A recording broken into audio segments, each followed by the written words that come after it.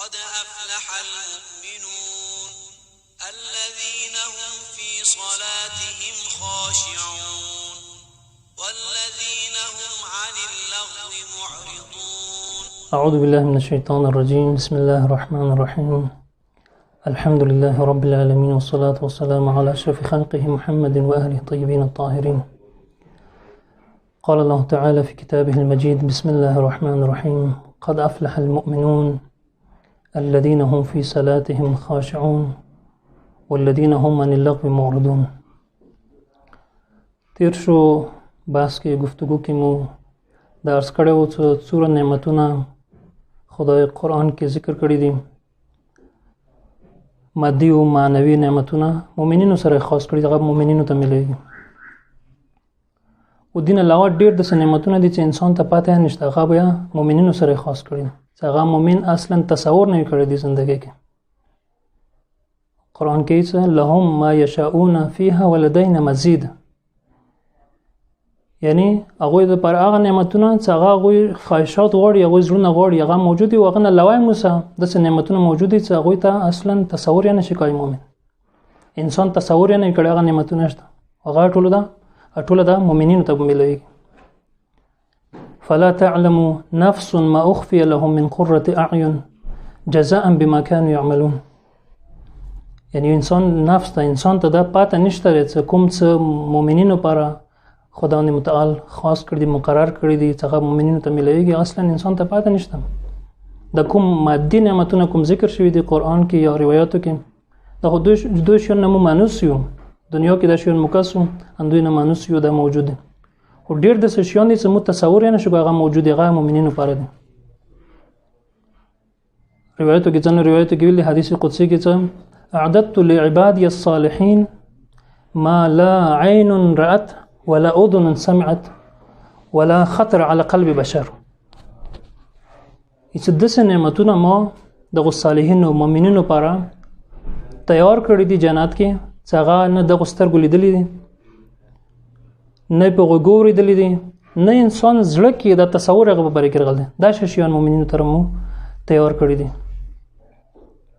نه دا ټول نعمتونه مؤمنینو قد افلح المؤمنون مؤمنینو سره خاص دي. او دا مو عرض کړی و چې مؤمنینو کوم اوصاف دی قرآن کې، هغه مؤمنینو هغه څخه خاص دي چې هغه د اوصاف ځون کې پیدا کړی وي. قرآن او حدیث کې دین کې کوم اوصاف بیان شوی دي، د اوصاف ځون کې پیدا کړی وي، هغه کسانو ته مليږي، هر مؤمن ته نه مليږي. څنګه زبانی کلامی مثلا مؤمن وي، مسلمان وي، عرض کړی و اول جلسه کې. هغه سبب خاص وي چې کوم د صفات ځون کې پیدا کی. اول صفات مو عرض کړو سورې مومنون روشنه کې چې الذين هم في صلاتهم خاشعون، څنګه خاشع وي، هغه توجه سره المنځ کوي، خشوع هغه المنځ کې، یعنی دا نه دی ویلي چې هغه المنځ کوي، بلکې المنځ کې حضور قلب، خشوع، توجه وي. او چې کله توجه وي المنځ کې خشوع وي، نه دا المنځ بیا د کیو لذت پیدا کیږي، عبادت کې لذت پیدا کیږي او خواند راځي. کې دیو جن قرآن کې چې استعینوا بالصبر والصلاه وانها لکبیره الا على الخاشعين. دا المنځ ډیرو کسانو باندې بوج وي، خو خاشعين باندې نه. کوم المنځو کې عبادت کې خشوع وي، هغه ته لذت کې محسوسيږي، هغه ته پاتې نه لګي چې څوره وښول المنځ څوره ټیمو کې ولګول. خو که خشوع نه وي انسان بل منځ کې بور کېږي، د 5 منټو کې بیا انسان بور کېږي، مشکل به وي ته په ماته ملي کوي. دا اول صفات مو ذکر کړو چې مؤمنین ځان کې پیدا کړي. دویم صفات دې سورې کې کوم خدای متعال ذکر کړی دی، هغه والذین هم عن اللغو معرضون. چې مؤمن هغه دی چې هغه لغو نه خپل مخ اړوي، لغویات نه ځان ساتي. لغو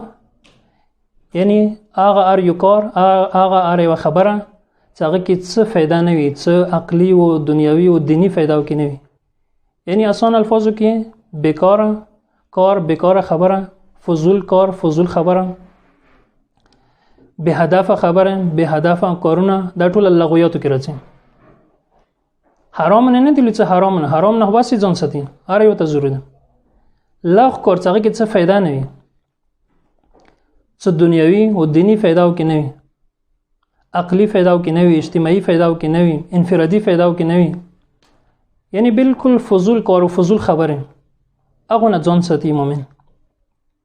یعنی هغه کار نه مستحب نه واجب دي نه ځان ساتي مؤمنو د صفات والذین هم عن اللغو معرضون امام علیه السلام نے یو روایت ہے کل قول ليس فيه لله ذکر فهو اللغو it's are you کار are you خبره قول څه هغه کې خدای ذکر نه وي خدای او کې پویر شي یعنی تو محفل ده یا تو جامع ده حتی درس ده تو are you کار are you خبره are you تقریر are you درس are you lecture څنګه کې خدای انسان په ویر شي نه لغو ده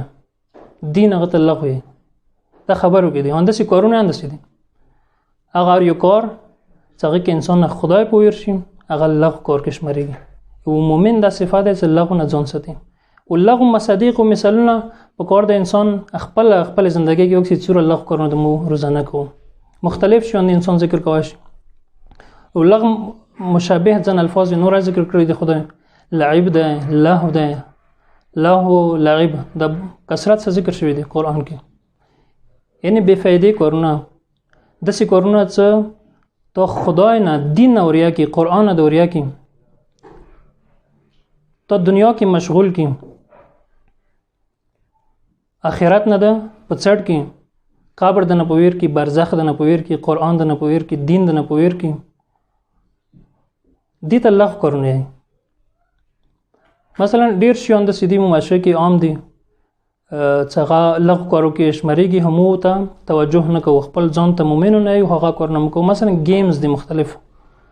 آنلاین گیمز دي فلاش گیمز دا ویډیو گیمز کوم دي ځنه گیمونه اوس ډیر مشهور دي مثلا فوجي گیم ته یو څوته دي کې مڅوره اوقات خپل ځای کوو ویسټ کوو ټایم حالانکه د لغویاتو کې راځي او به ځان ته مؤمن نه یو سمو مؤمن یو مؤمنین یو و مؤمنین صفات ده والذین هم عن اللغو معرضون مؤمنان دادي صدق اللغویات نه فضول کارونه بے فایده کارونه بے هدف کارونه ځان ستیغه 5 घंटे 6 घंटे مو مثلا گیمز کې لګو مختلفو گیمونو کې یا مثلا واتس اپ نه یا فیسبوک نه یا یوټیوب نه انټرنیټ باندې دسی کارونه مثلا مو هغه باندې کوو چې هغه څه फायदा نه وي یو د څه شی پړو چې هغه څه फायदा دینی وو دنیوي फायदा نه وي د ټول لغویاتو کې راځي یو ځنه د څه کتابونه چې هغه څه फायदा نشته پړوالي څه عملی फायदा نه وي لغو ده ډایجست دي ناولز دي نور شيون دي چې هغه کې څه انفرادي او دینی او اجتماعي نه مستحب دي نه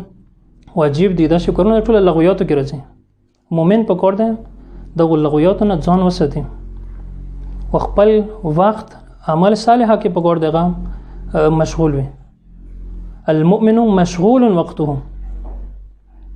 مؤمن هغه د څنګه هر وخت بیزي وي روایتو کې امام علی السلام نهج بلاغه کې المؤمن مشغول وقته څنګه مشغول وي هر وخت هو مشغول چی کې يعملون الصالحات بیا یې کې ويبشر المؤمنين الذين يعملون الصالحات اعمال صالحه کې مشغول وي واندي اعمال صالحه بدله کې بغت جنت ملويږي نعمتونه به ملويږي بان لهم اجرا كبيرا لہذا فقط نامې سره چې مؤمن یو مشیایو ولغویات نه ځان ونساتو اجتناب نه کو فضول کارونه فضول خبرونه نمو حقيقي مانو کې مؤمن نشو کې دا ټول نعمتونه محروم یو کایمو حالات انداز وی لکاو موجوده حالات کې مثلا مو کوم څه کو کوم کارونه کو به هدف کارونه کو به هدف خبرې کو فضول کارونه کو فضول خبرې کو دا شی حالات کې کوم لوټ شو دنیا نه ندی حالات کې مو اټول غو نعمتونه محروم وو واخر دعوانا ان الحمد لله رب العالمين